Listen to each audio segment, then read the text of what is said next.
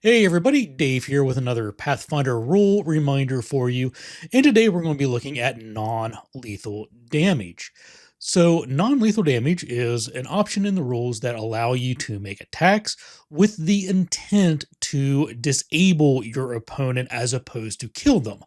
Because this is a high fantasy, action-oriented adventure role-playing game, the default rules in the game assume lethal damage. It assumes that you are trying to kill the goblin or dragon or manticore or whatever that your party is facing.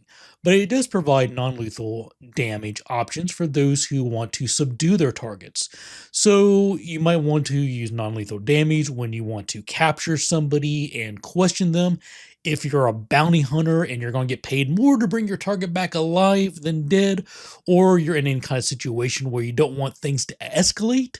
So instead of killing the townspeople, you subdue them with non-lethal damage, or maybe for those times when one of your party members gets controlled or goes mad, and you gotta put them down without killing them. These are all situations where you might want to use non-lethal damage instead of the regular lethal damage rules. So what does this mean when you use non-lethal damage? Well, in the vast range of combat, it doesn't mean a lot. It really only comes down to the last hit that reduces your target to 0 hit points. If that is dealt using lethal damage, then in most cases they die, or if they're a significant NPC or a player character, they fall unconscious and they gain the dying condition. That's lethal damage. That's the normal damage rules. If that final hit that reduces them to 0 hit points is made with non-lethal damage, then instead they just fall unconscious. This does not impose the dying condition. You don't have to make recovery checks. This does not interact in any way with the wounded condition. You don't gain the wounded condition or elevate it when you leave an unconscious state. If that last hit is dealt with non-lethal damage, then no dying condition, no wounded condition, no recovery checks. Essentially, they fall unconscious, they gain the unconscious condition, they have 0 hit points, and they're effectively stable. Again, none of these recovery checks. There's no hard rule for how long they stay in that unconscious state, but if they receive any healing and they go above 0 hit points, they would become conscious again. And in absence of that, it like I said, doesn't give you a hard guideline. It just says like about a minute or so. Basically, that's Pathfinder language for when this combat encounter is over, they'll regain consciousness normally. As always, GMs evaluate the situation however makes sense to you. So some situations might cause you to prolong that unconscious state because, again, there's not a hard rule. That's just the guidance in the book, 1 minute. So how do you deal non-lethal damage? Some weapons, some melee weapons, have the non-lethal trait. And if a weapon has the non-lethal trait, like a fist attack, most unarmed attacks that aren't things like biting and claws, the sap, a whip, these all have the non-lethal trait.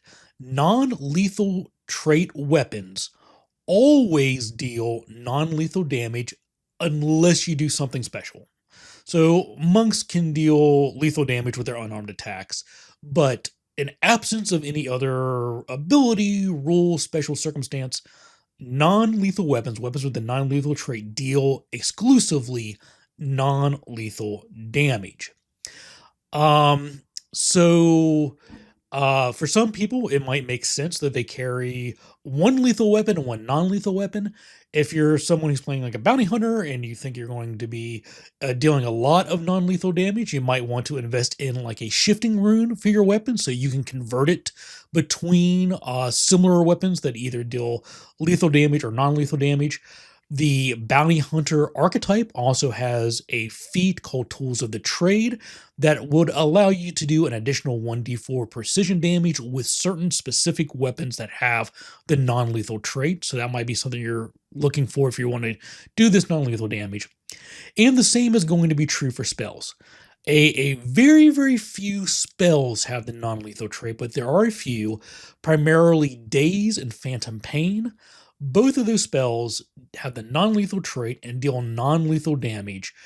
And so that would work just like making a non-lethal damage attack with a non-lethal weapon.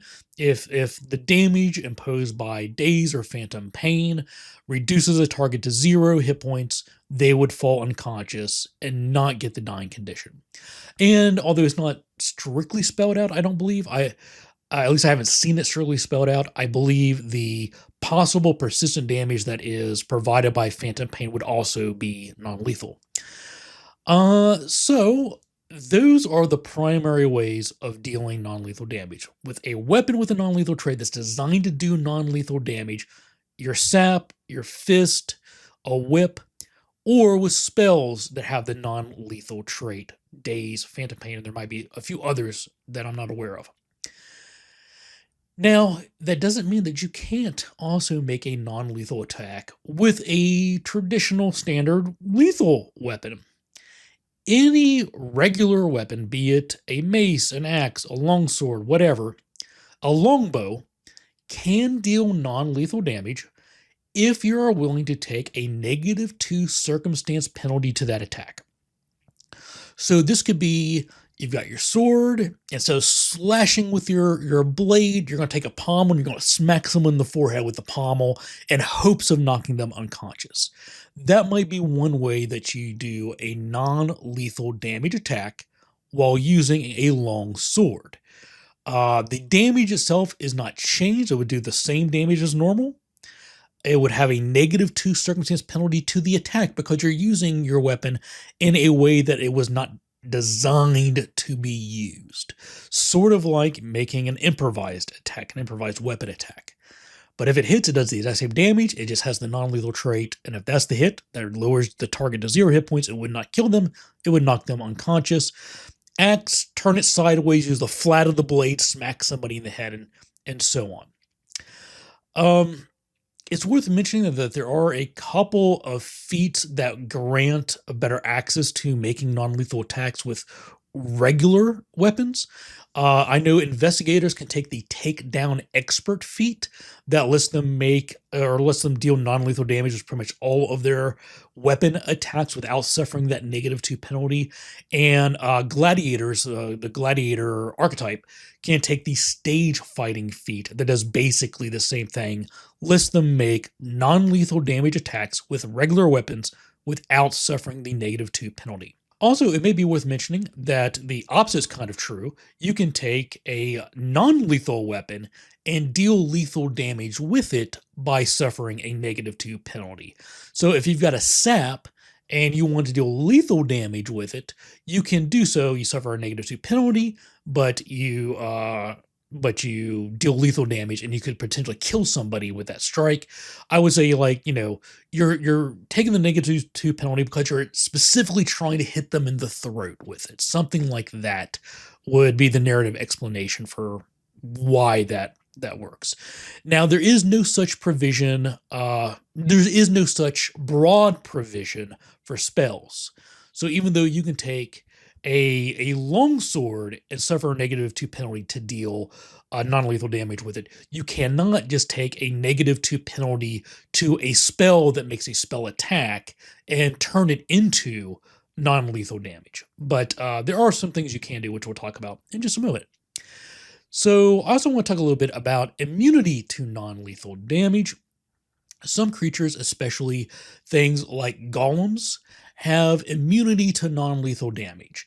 And the example in the book is basically, it doesn't matter how hard you're punching a tank with your bare fist, you're not going to deal, you're not going to incapacitate it, right? And that's basically the immunity that creatures like constructs that specifically have immunity to non-lethal damage, the benefit that they have. You're never going to kill an iron golem by punching it with non-lethal damage. If you want to destroy the constructs with lethal damage, you would have to suffer the -2 penalty to turn your non-lethal attacks lethal or use regular lethal weapons and lethal means. Now, there are a number of different questions. Some of these came from one of my patrons. So, as always, thank you everybody out there who supports me through my Patreon. And I think one or two of them I also noticed just from research on the net. But let's take a look at some of these questions that come up. Can a spell without the non-lethal trait be made non-lethal again? No, there's not like a blanket rule like there is with weapons being used to do non-lethal damage.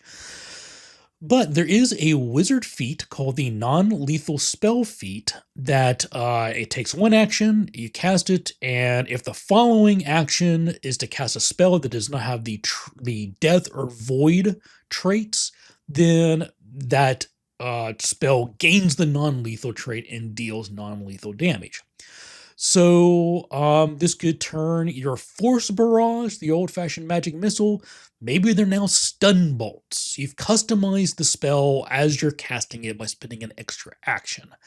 Some people say, well, wait a second, what about Fireball? How do you turn a Fireball non-lethal?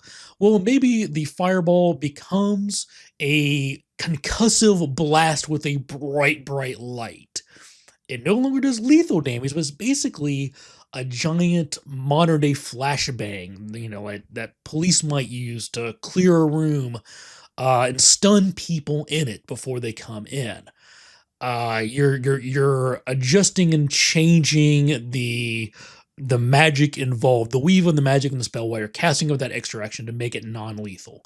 This may be a situation where you have to lean a little bit on role-playing the result, see what the result of the spell is, and then tailor the narrative to fit that. But mechanically, like would the Fireball still do fire damage? By raw mechanically, yes, it's still doing fire damage. It's just doing non-lethal fire damage. Now, what mental gymnastics has to go along in the narrative to make sense of that is going to be up to the GM and the players to figure out. I probably would no longer call it fire damage. I would, like I said, I would say it's a concussive blast with a bright light or whatever. That would still do the same thing. The only problem would be if you're using that Fireball to deal non-lethal damage against a target that is weak to fire. In those cases, they would still take their weakness would still be triggered. They would still take that extra damage. But it is still fire damage. It's just non-lethal. So I'm the first to say that there may be some give and take between the players and the GM to figure out what makes most sense in the narrative to make this work. But rules as written, what the rules say is that it just gains the non-lethal trait. And all that non-lethal trait means is if you reduce the target to 0, then they fall unconscious instead of dying. Everything else is the same. Still fire damage, still triggers fire weaknesses or whatever. It just would not kill somebody. But I agree. You may have to do a little bit of work to figure out how to make that work in the narrative. Likewise, there's the question about like the Disintegrate spell. So what happens here? Can you use the wizard's non-lethal spell feat to cast a non-lethal Disintegrate spell? Yeah, you can. So what happens when that reduces a person to 0 hit points? Does it turn them to dust like it says in the description of the spell? Or do they just fall unconscious? Personally, as a GM, I would lean on whatever the caster's intent is. If a player spends the effort to make their Disintegrate spell non-lethal, I would just have it knock the person out. It is clear that is what they're trying to accomplish. Let's not penalize them for rolling too well. If they're taking the time to spend the extra action on that feat to make it non-lethal, just let it knock them out. But as always, GMs are always going to have the final call and the final rule, and they may rule differently. I also want to mention that in the Agents of Edgewatch adventure path, there is a blanket rule that basically says that the assumption in this campaign is that players are doing non-lethal damage, as opposed to the regular assumption that they're doing lethal damage.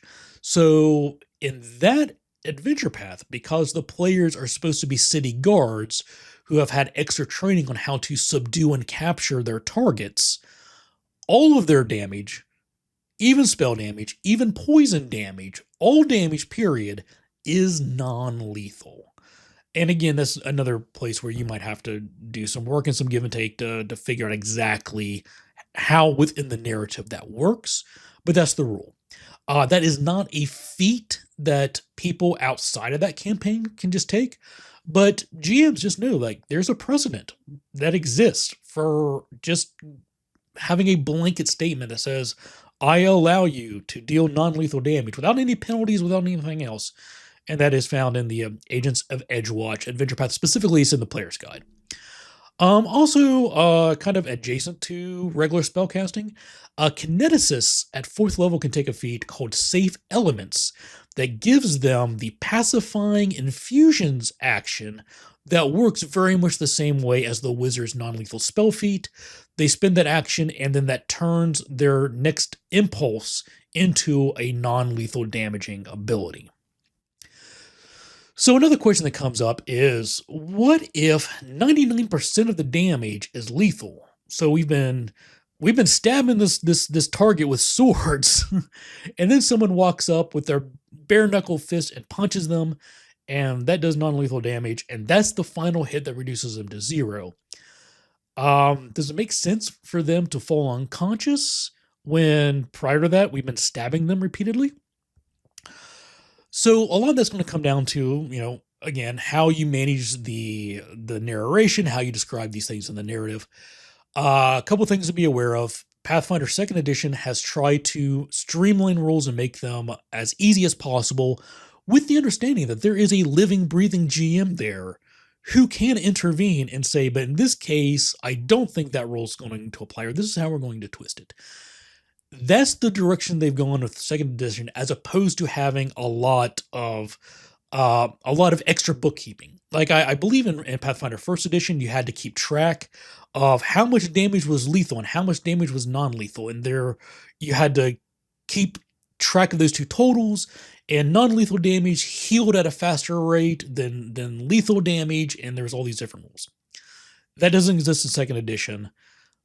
By raw, all that matters is that last hit that lowers them to 0 hit points. So what happens if you do 99% of the damage lethal and the last 1% non-lethal? The same as if you had done all the damage as non-lethal. They fall unconscious instead of dying by raw. Also keep in mind that hit points don't represent how much blood is in your body. Hit points represent your ability to avoid dying. So that 99% of lethal damage could have been represented by you ducking, dodging, taking minor cuts, exhausting yourself by constantly having to parry away an otherwise lethal attack at the very last second, and that exhausts you and wears you down. So a lot of it comes down to how you are describing the damage within the narration. If you've been describing it as you're literally running the person through with a sword 20 times leading up to that last hit, that's a little different. But bottom line, official rule, all that matters is that very last hit. And again, GMs can choose to rule differently. There may be situations where you say, well, this person suffered all this lethal damage and the last hit was non-lethal. Find a way to work with your players. Maybe you say, yeah, they fall unconscious, but if you don't do something to stabilize them within 3 rounds or whatever you think makes sense within the narrative you've constructed, they're going to start bleeding out and suffer the dying condition. That's not a hard and fast rule. Again, these are things that you can think about as a GM to kind of find that balance between the two extremes of the lethal damage and the non-lethal situations. Another question that comes up is, what about energy damage? It makes sense that if I'm pommel striking somebody with my sword, it does non-lethal damage. But what if I'm making a non-lethal attack with my flaming sword? What happens there? Again, just like with the earlier example of a non-lethal fireball, the same is true for a flaming sword or an electrified sword or whatever. The damage becomes non-lethal. It still deals fire damage. If you critically hit, it can still do persistent fire damage. All of this damage is just non-lethal. All that it means, and that doesn't mean anything at all, except if that damage reduces the target to 0, they fall unconscious instead of dying. That's the raw. As usual, GMs, you can play with that however you want, but just be aware that that is the official raw ruling. And another question that comes up is, okay, so I can make a non-lethal attack with a weapon by suffering a -2 circumstance penalty. Okay, I can see that with, again, the longsword doing the pommel strike. I can see that with taking the battle axe, turning on the side, and smacking somebody with the flat of the blade instead of the edge of the blade. But how am I making a non-lethal attack with my longbow? So this is another one of those areas where you might want to have to lean in a little bit to role-playing the result, see what the result is, and then tweaking the narrative to match that result. Maybe that arrow didn't shoot the target. Maybe it instead cut through a rope that's holding a big wooden chandelier-like candle holder that drops on the target's head and knocks them unconscious. Maybe that arrow strikes their helmet in such a way where the arrowhead does not penetrate the skin, but it has enough force to knock that helmet against their head and concuss them. Or, maybe you hit them in such a way that they stumble back and knock their head against something. Again, this is an area where it's going to take give and take between the GM and the players to craft a narrative explanation that makes sense, and GMs are 100% free to play with this however they wish. They can rule that you can't do non-lethal damage in certain situations, but again, these are what the official rules as written say. Okay, so that was my look at non-lethal damage. If you have any questions about that, please let me know in the comments below. If you have any other situations where you've encountered a need for non-lethal damage in your games and had to craft these fun little narratives to figure out the explanation, share those stories as well. We'd love to hear from you. And as always, I want to take a moment to say thank you to everybody out there who supports me, whether it's by leaving those comments, clicking the like button, subscribing to the channel, subscribing to the Patreon, like the good person who sent me this initial question. I appreciate everything you folks do to support me. And with that, thanks for watching, take care, and happy gaming.